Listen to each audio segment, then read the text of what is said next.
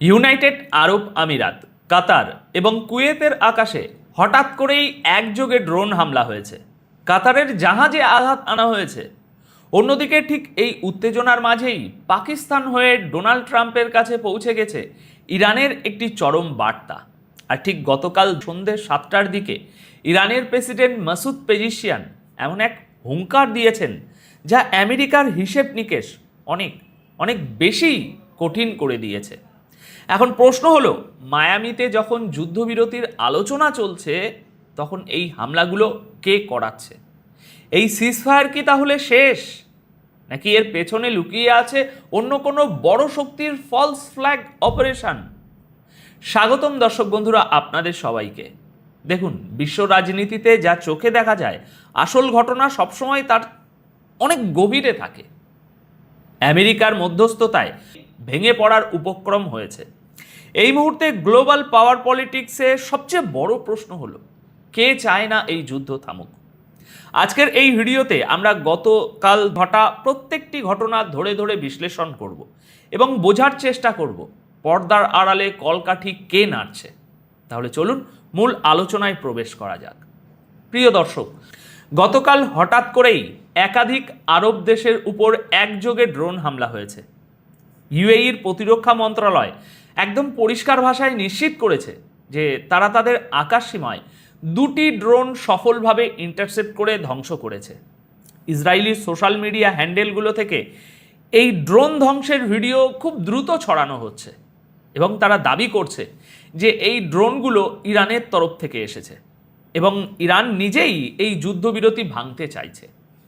কিন্তু দর্শক, এখানে একটা জিনিস আমাদের খুব লজিক্যালি বুঝতে হবে। যখন মায়ামিতে শান্তি আলোচনা চলছে তখন ইরান কেন হঠাৎ করে আরব দেশগুলোতে হামলা করে পুরো পরিস্থিতি নিজেদের বিরুদ্ধে নিয়ে যাবে? অনেক অভিজ্ঞ বিশ্লেষক এবং ব্যক্তিগতভাবে আমিও মনে করি এটি একটি ফলস ফ্ল্যাগ অপারেশন হওয়ার সম্ভাবনা প্রবল। অর্থাৎ এমন কোনো তৃতীয় পক্ষ এই কাজ করছে যারা চায় না আমেরিকা এবং ইরানের মধ্যে কোনো ধরনের চুক্তি হোক। আপনারা একটু ভেবে দেখুন, এই অঞ্চলে যুদ্ধ জিইয়ে রাখলে কার সবচেয়ে বেশি লাভ? কার রাজনৈতিক কেরিয়ার এই যুদ্ধের উপর নির্ভরশীল? ইসরায়েল এবং নেতানিয়াহুর যুদ্ধ চালিয়ে যাওয়াটা যে কতটা জরুরি সেটা আমাদের কারো আজ অজানা নয়। তাই ইরানকে ফাঁসিয়ে আমেরিকা, ন্যাটো এবং আরব দেশগুলোকে ইরানের বিরুদ্ধে লেলিয়ে দেওয়ার এই পুরনো কৌশলটা এখানে আবার ব্যবহার করা হচ্ছে কি না তা নিয়ে গভীর সন্দেহ রয়েছে। বিশেষ করে ইরান যখন পরিষ্কার বলে দিয়েছে যে হরমুজ প্রণালীতে তাদের কোনো জাহাজের উপরে হামলা হলে তারা আরব দেশগুলোতে থাকা মার্কিন বেসগুলোতে হামলা চালাবে, তখন এই ড্রোন হামলার টাইমিংটা এই অত্যন্ত সন্দেহজনক। এই একই দিনে কাতারের সমুদ্র সীমায় একটি কার্গো জাহাজে ড্রোন হামলা হয়েছে। জাহাজটি আবুধাবি থেকে কাতারের বন্দরের দিকে যাচ্ছিল। কাতারের প্রতিরক্ষা দপ্তরের মতে হামলায় জাহাজে আগুন ধরে গেলেও তা দ্রুত নিয়ন্ত্রণে আনা হয় এবং বড় কোনো ক্ষয়ক্ষতি ছাড়াই জাহাজটি গন্তব্যে রওনা হয়। কিন্তু আসল ব্যাপারটা হলো, এই হামলাটা ঠিক এমন একটা সময়ে হলো যখন কাতারের প্রধানমন্ত্রী মায়ামিতে বসে আমেরিকার শীর্ষ কর্মকর্তাদের সাথে এই যুদ্ধ থামানোর একটা আপ্রাণ চেষ্টা করছেন। কাতার এই মুহূর্তে আমেরিকা এবং ইরানের মধ্যে সবচেয়ে বড় মধ্যস্থতাকারী। তাহলে কাতারের জাহাজে হামলা করে আসলে কে কাকে কি মেসেজ দিল?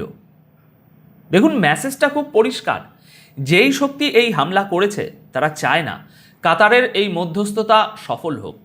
ওই একই দিনে কুয়েতের আকাশেও অজ্ঞাত ড্রোনের অনুপ্রবেশ ঘটে এবং কুয়েতের সেনাবাহিনী তাদের এয়ার ডিফেন্স অ্যাক্টিভ করে।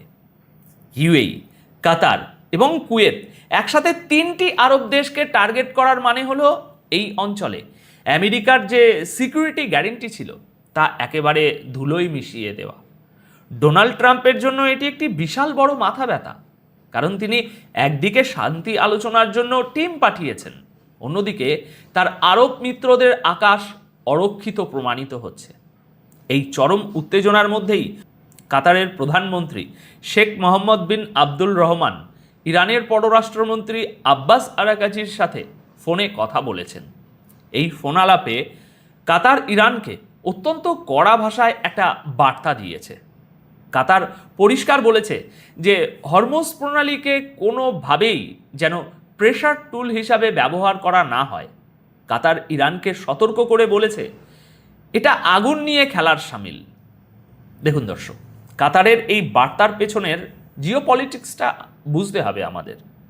আমেরিকা ও ট্রাম্প প্রশাসন ইতিমধ্যেই ইরানের বন্দরগুলোর উপর অবরোধ করে রেখেছে, আর এর পাল্টা জবাব হিসাবে ইরান বারবার হুমকি দিচ্ছে যে তারা হরমুজ প্রণালী এবার পুরোপুরি বন্ধ করে দেবে, যেখান দিয়ে বিশ্বের বিশাল অংশের জ্বালানি তেল সরবরাহ হয়।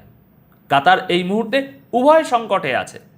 তারা একদিকে ট্রাম্পের সাথে ডিল ফাইনাল করার চেষ্টা করছে, অন্যদিকে হরমুজ প্রণালী বন্ধ হলে পুরো অঞ্চলের অর্থনীতি ধ্বংস পড়বে, যা কাতার কোনোভাবেই চায় না। তাই তারা ইরানকে বোঝানোর চেষ্টা করছে যে সমুদ্রে চলাচলের স্বাধীনতার উপর যেন কোনো আঁচ না আসে। কাতার আসলে ইরানকে এই সিগন্যাল দিচ্ছে যে সব আরব দেশ কিন্তু ইরানের এই ব্লকেড স্ট্র্যাটেজি মেনে নেবে না। কিন্তু এসবের মধ্যেও সবচেয়ে বড় জিওপলিটিক্যাল চালটি চেলেছে ইরান। আমেরিকার শান্তি প্রস্তাবের চূড়ান্ত জবাব দিয়েছে, আর এই জবাব তারা পাঠিয়েছে পাকিস্তানের মাধ্যমে, কারণ পাকিস্তান এখানে একটি অত্যন্ত গুরুত্বপূর্ণ ব্যাক চ্যানেল মিডিয়েটারের ভূমিকা পালন করছে। দেখুন, ইরানের বার্তাটি অত্যন্ত তীক্ষ্ণ এবং প্র্যাকটিক্যাল।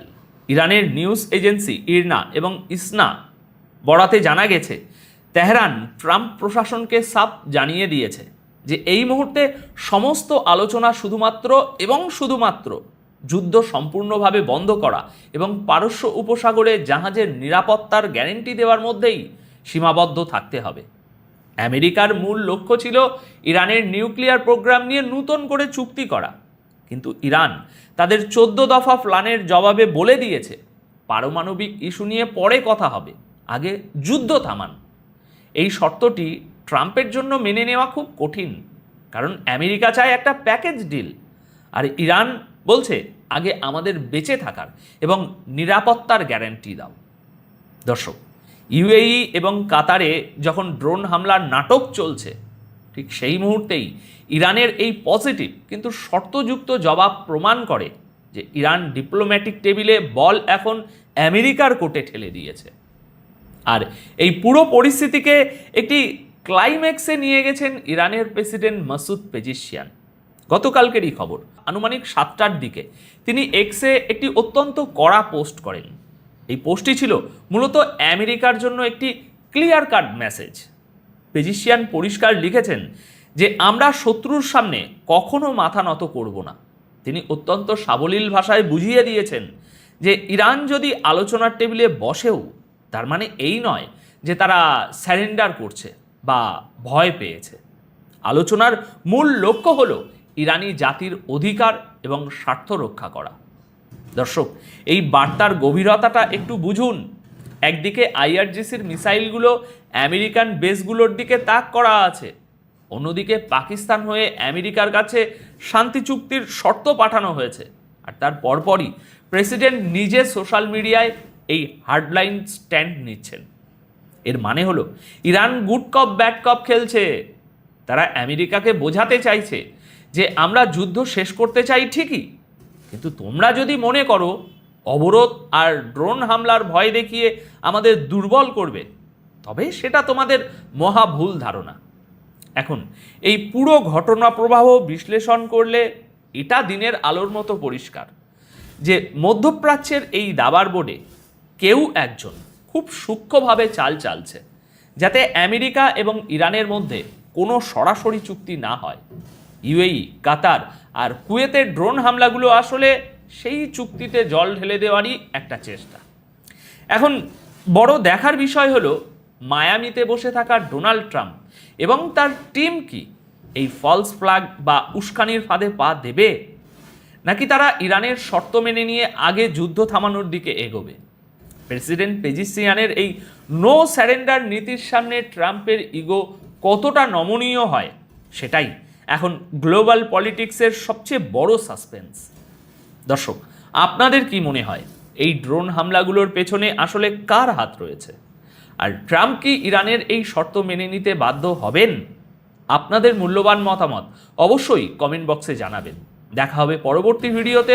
সবাই খুব ভালো থাকবেন, সুস্থ থাকবেন। ধন্যবাদ আপনাদের সকলকে।